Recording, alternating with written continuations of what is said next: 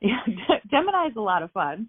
Geminis are mutable air, and they're ruled by Mercury. So many wonderful things about Geminis, and I feel like light and shadow both. There's a lot to say. Not surprisingly for a Gemini, there's always a lot to say. So let's start there. They're talkative and interesting. They don't just talk about nothing. They talk about a lot of different things. They know a lot about many different subjects, varied interests, and so they're interesting to talk to. And they're interested in others because they love learning new things. They love meeting new people, interested in a variety of subjects. They can be very light and fun. Often Geminis are funny and have a good sense of humor. Light is interesting because I think that there can be a shadow side to this too. Ironically, a shadow side to lightness.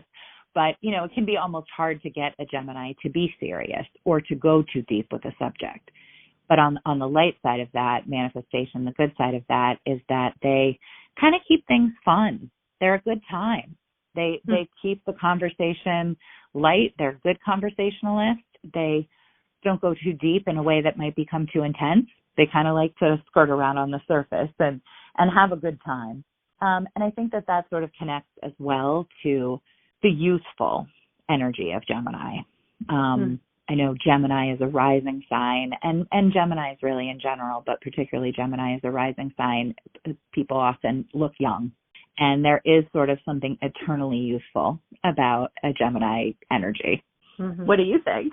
Yeah, I agree with the youthfulness. I think of them as the Pied Piper. They're sort of playing their music and charming people who come into their sphere easily and effortlessly. They are charmers and flirts. Often they're very flirty and just excellent with words, very well spoken, highly charged intellect, often just so smart, very curious about so many different things. I feel that Gemini could go off in any mental direction that you sort of throw at them and really contemplate or hold forth on many different topics of conversation. Can be insatiable readers and people who go quite far in terms of their education, and great connectors of people and so transmitters of ideas from one place to another. I feel like they're the penultimate networkers of the zodiac, and just bridging gaps between different types of people, different spheres, different tiers, different octaves. They are mercurial, being ruled by Mercury, just moving through different worlds with ease and with curiosity and with engagement, and extremely versatile to changing circumstances and enjoying the change. Quick-witted, and as you mentioned, their sense of humor can be next level. They have excellent senses of humor. Yeah, a lot to love about Gemini. I love them. I love Gemini too. In a way, I have the love-hate, which is appropriate with the twins. Yeah. I do feel like they are at least two different personalities, if not more. Oh, yeah. And there's actually a funny thing as well with Geminis where many Geminis will have two different names at some time in their life. Like I have one friend who very much has a pen name. There's just a funny thing about that with Gemini. It's sort of playful of them to be doing something like that, but also having these different sides of them. And sometimes the different sides of them actually conflict. And that's why they can seem sometimes like they're not being honest, but they are being honest. They just have such different sides of themselves. It can feel sort of inauthentic, I think, sometimes even to a Gemini. But really, it's just kind of interesting and complicated. Great storytellers, often good writers. So that's the shadow side. Those dual personalities that you mentioned, I feel like they manifest in Gemini as moodiness, and there can be quite an unpredictable moodiness to Gemini that is hard to keep up with sometimes, and you might get a different person on a different day than you did yesterday, or you might get tomorrow, or from hour to hour. And unpredictable moodiness is such a good way to say it. It's so true. Yeah. And I don't think that Gemini has control over it. There is there's constant shifting going on inside. Gemini is a highly active mind, and it's attuning to different things at all times. And I sometimes think the moodiness of Gemini has to do with the fact that they perhaps even think they are up a lot of the time. They're active. They're verbal. They can engage with them, and I think sometimes they feel a pressure to be that way, just because in some ways it's their natural nature. So then when their mood shifts and sort of a darker mood creeps in, or whether it's depression or they're upset about something, they can really fall pretty far into that whole, and so they're constantly kind of cycling in and out of these places. There's no mediation there. There's not really an in-between, I find. That's very astute. Great thing to recognize. So true. They're so charming and funny and smart. Yeah, I think they're a little stunned when they have a dark mood come over them, or they're just a little taken aback, and they don't function as well, right? But then when they cycle out of it, they're good again. I think another part of Gemini that I've noticed on occasion is that the truth can be relative to Gemini, and and so even if they say something or do something that others can perhaps kind of puzzle over because it doesn't quite seem quite valid or quite on the up and up, like a Gemini might be convinced that it's all good, like it's fine. I think that's a good way to say it. I always say it as that you aren't exactly married to the truth is what I say to it. Like, they would tell a good story. If the story is better, if they make it about them rather than about their cousin, they'll totally tell it as themselves, and they just think everyone does that.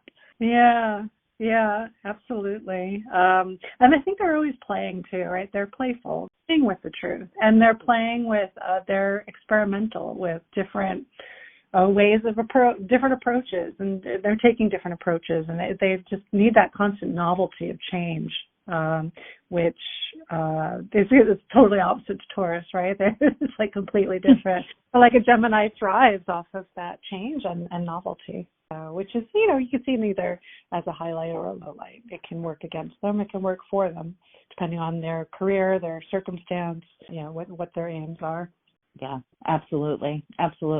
I think that they love change and growth so much that different challenges can sometimes come up as a result of just being afraid of being bored, being afraid of not having that change.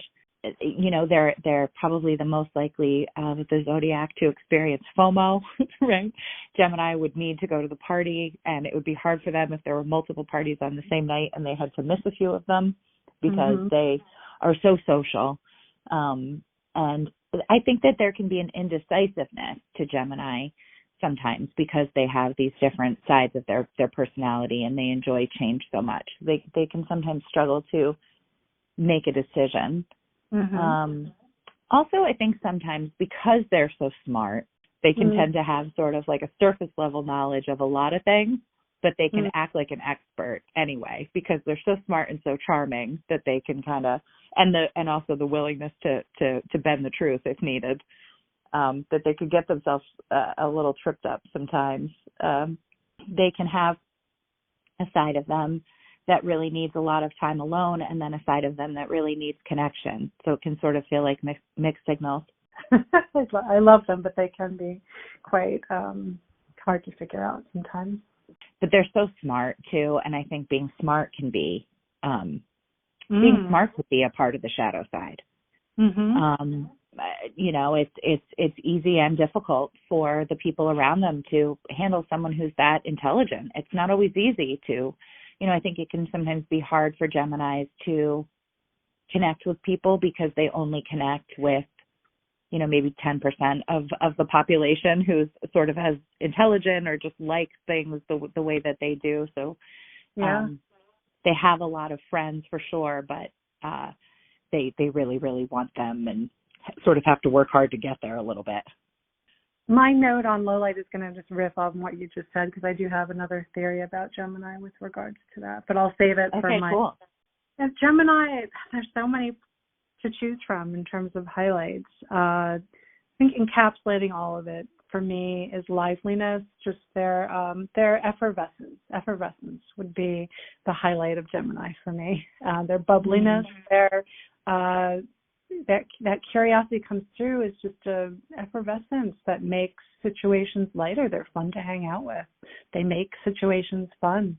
They're always up for an adventure, and I love that about Gemini. And I'd say that my shadow, the primary shadow for me with Gemini is the emotional remove, that they have a hard time being in touch with not only their own emotions, but how others might be feeling around them, whether it's based on their actions or things that have happened to those around them. There's a certain coolness to Gemini because there can be this barrier between the intellect and the emotion that's quite strong, and they live quite a lot in their heads, and emotions can be less comfortable for them. My low light was the contrasting traits, which can sometimes, with some Geminis, not all, it can be hard to parse out what's true and what isn't. It can feel almost like they are prone to not always telling the truth. But I think it's more about the contrasting traits and how they sort of handle having those two different sides, the dual nature of Gemini being the low light. But it's also wonderful. Yeah. And then highlight, Gemini is so interesting and funny and a good time. So a good time is my answer. But they really are charming and funny and smart. And so that makes them a lot of fun to be around and talk to and hang out with and all that.